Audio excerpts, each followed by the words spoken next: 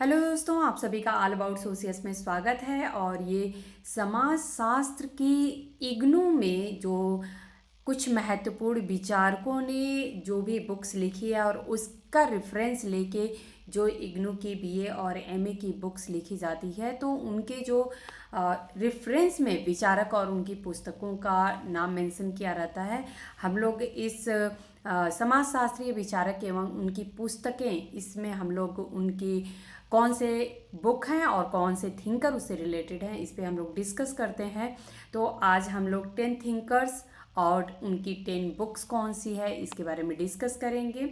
तो यहाँ पे मैं एक बात और बता देना चाहती हूँ कि अगर आप लोगों को लगता है कि ये वाला जो वीडियो होता है आप लोगों को यदि हेल्पफुल होता है, तो आप लोग या फिर कोई कठिनाई भी होती है, तो चूँकि मैं सिर्फ हिंदी में ही इसे मेंशन करती हूँ, जैसा कि आप लोग यहाँ पे देख सकते हैं। तो अगर आप लोगों को चाहिए कि बाईलैंग्वेज होना चाहिए, हिंदी इंग्लिश दोनों में होना चाहिए, तो मैं दोनों में, अगर आप लोग कमेंट करके और बताएंगे कि आप लोगों को अगर चाहिए तो मैं करूँगी, क्योंकि टाइपिंग करना पड़ता है, फिर बहुत ज़्यादा टाइम भी जाता है मेरा। तो इसके लिए यदि आप लोगों को ज़रूरत होगी तो मैं करूँगी, अदरवाइज़ मैं ये सारी बुक्स जो होती हैं वो इंग्लिश की ही होती हैं, हिंदी में लिखा हुआ होता है, बस इतना ही डिफरेंस होता है।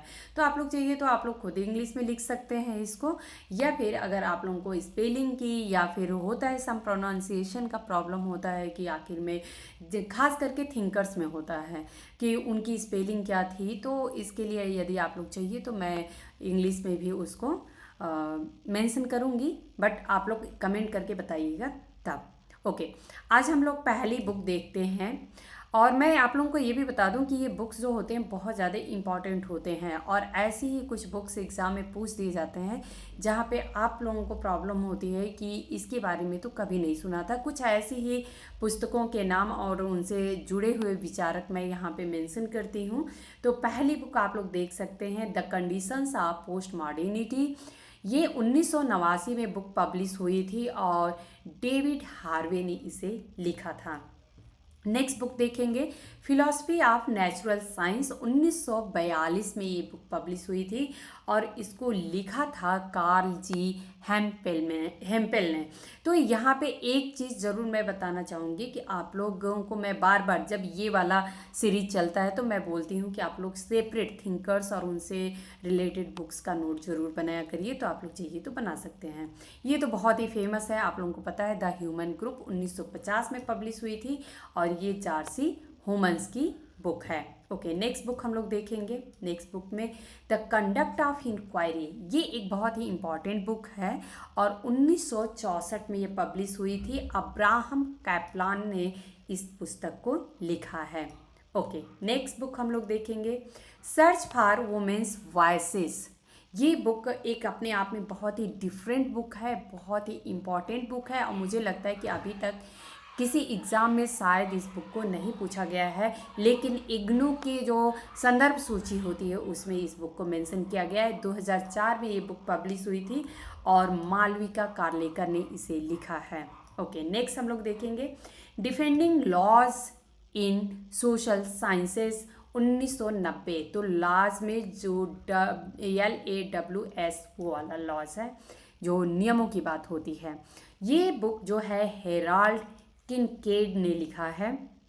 नेक्स्ट बुक हम लोग देखेंगे, the structure of scientific revolution. बहुत ही इंपॉर्टेंट बुक, बहुत ही इंपॉर्टेंट थिंकर भी हैं। 1970 में ये बुक पब्लिश हुई थी और इसे लिखा है थॉमस कुन ने।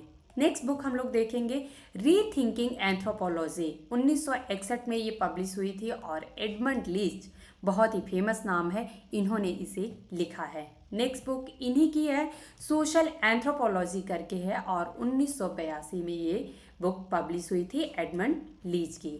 और नेक्स्ट बुक हम लोग देखेंगे दोस्तों, आज की लास्ट बुक है ये, the nature and types of sociological theory. 1960 में पब्लिश हुई थी और इसे लिखा है डॉन मार्टिनडेल ने।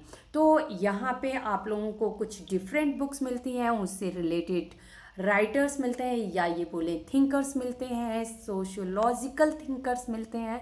तो आप लोग चाहिए तो एक सेपरेट नोट्स बना सकते हैं। इससे रिलेटेड मैंने लगभग कम से कम अब तक मुझे लगता है कि 300-400 अप्रॉक्सीमेटली बुक्स और उनके थिंकर्स के नाम मैंने मेंशन किया है। आप लोग चाहिए तो जाके उसे देख सकते हैं।